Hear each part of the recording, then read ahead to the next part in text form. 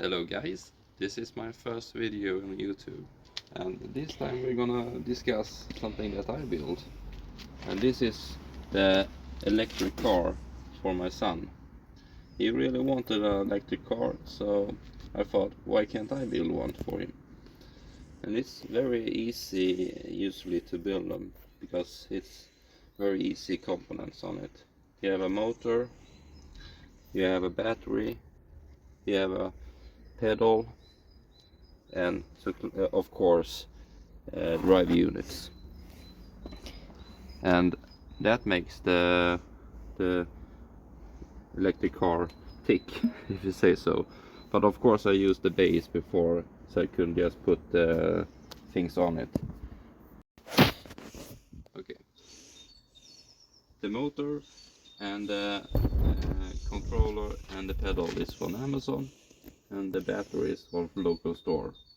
And I use lead acid batteries because it's easier to work with. Of course you need a fuse, because it's very dangerous if you just put everything together and you have a short. It did happen to me, so be very careful. And otherwise you just need switches to, of course, switch it off. But I have switches to charge this as well, because I didn't want to get the current through all the things, just right to the batteries. So it's much easier to just use the switch for that. Otherwise you just press. Now it's on. Now my son is on it, and I have an indicator how much battery is on it as well. And then you just can press and it goes. Okay, be careful. Okay, yes. Something that it's worth knowing is that I use 36 volts motor, but because I was at first going to use that system, but now I'm using 24 volts. But I think I'm gonna go through it on paper later on, so you can see how it works. But it's quite easy, and you can build it yourself. But if you look underneath, you see the gears. It's just an easy gear and on the wheel, and we have a chain to the motor, so it's very near what a gas engine would have. Otherwise it's very easy to just put it together. Alright, this is the motor, and I'm gonna show my son running on it. And something I forgot to say before was that I build a indicator as well, and headlights, so you can use them. And I build that from scratch as well, and that's very easy as well. So you can build quite a lot of things without doing too much work.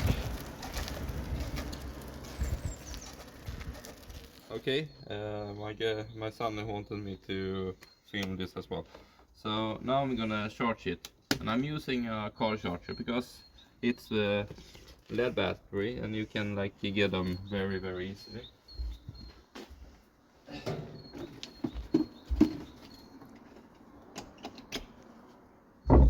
And as I said before, to charge it, I just switch on this part.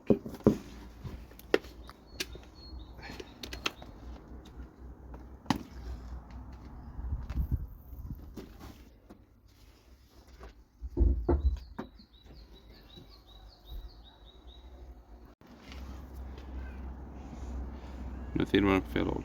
Oh. Okay, I'm gonna plug it in. Now you see it lights up, and it's currently on 25%, but it can jump quite fast.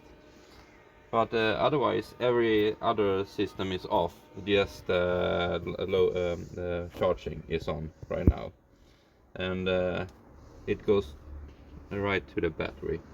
And that's nice to use the a real one too, because the charging bit can be like quite dangerous if you don't know what you are doing. So use a real charger. So now we're gonna talk a little about how the electric car works. And as you've shown, it's not that difficult. It looks more difficult than what it is. Usually it's just a DC engine with a kind of controller, but we are gonna go through it. So of course you always start with a battery, and I'm using two 12 volts battery because you need a little energy to get the motor running. And of course there are two kinds of terminals on it. It's plus and minus, so it's not if you get those wrong it could go bang, but if you don't usually it goes well. And to get them connected you use these two and put them together, and if you do that you get 24 volts instead, so you add them together. And then you have a little controller here, and what that controller does is just controlling how much energy it's going to the motor.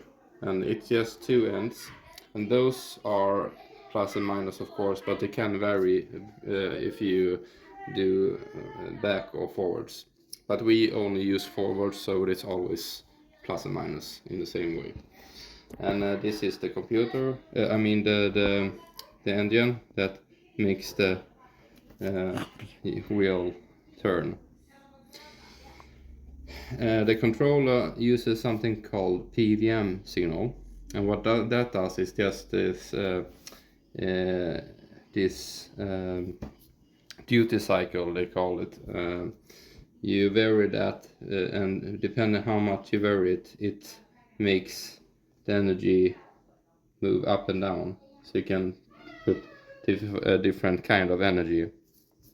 And how it works, maybe in the future I'm gonna go through how a PWM signal works, but usually you just vary the energy is going in. And otherwise you do just put, and you have plus minus here, and you put the plus inside the controller and minus inside the controller, and then you have a foot pedal that vary the energy level that you put in.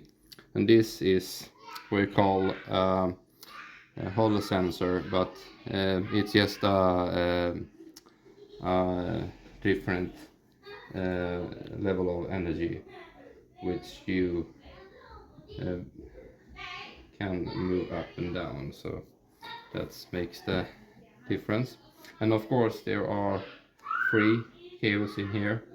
One is plus and minus, and then the other is the varying signal. So this is the signal that you ramp up depending how much you push the throttle, and then it just goes. And when you have this setup, you just have your 24 volts batteries, lead acid batteries too, and you have your controller, and then you have your motor. And that's just a normal DC motor, direct current they call it, because you have direct current in the batteries. And then it just ramp the control up and get everything to work. But maybe in the future I'm gonna go more through how in detail everything works. But for easy how-to, I think it's very easy to see. You just have your batteries, your controller, your throttle, and then your motor, and you get the wheel spinning. Of course you have your chain and everything there, but yeah. Alright, bye bye.